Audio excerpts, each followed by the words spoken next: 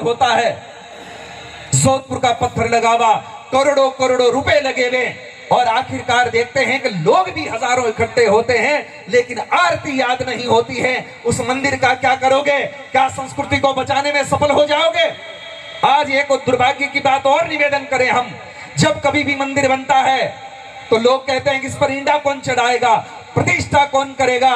तब तक एक व्यक्ति और आता है, वो कहता है कि मेरी तरफ से मंदिर में एक मशीन भेंट। और मशीन कौन सी?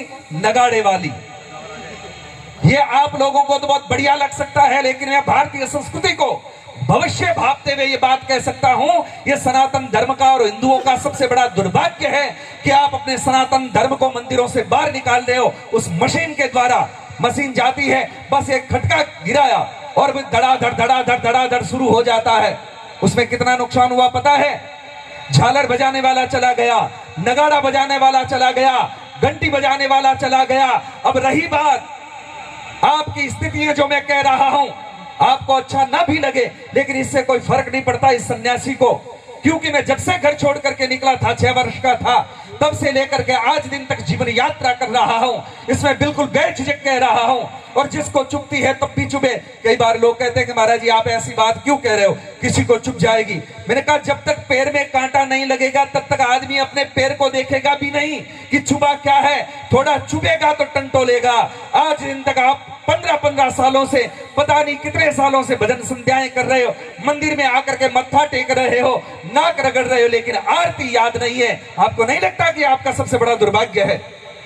क्या है आपकी भक्ति? आप कैसे प्रमाणित करोगे कि आप भक्त हैं बाएं बांके? आपको जब कोई मंत्र याद नहीं, जब आपको आरती याद नहीं, आपको प्रणाम करना आपको याद नहीं है। आज कोई प्रणाम करता है तो कैसे करता? यूं करता है। इसका मतलब क्या होता है? क्या करोगे आप?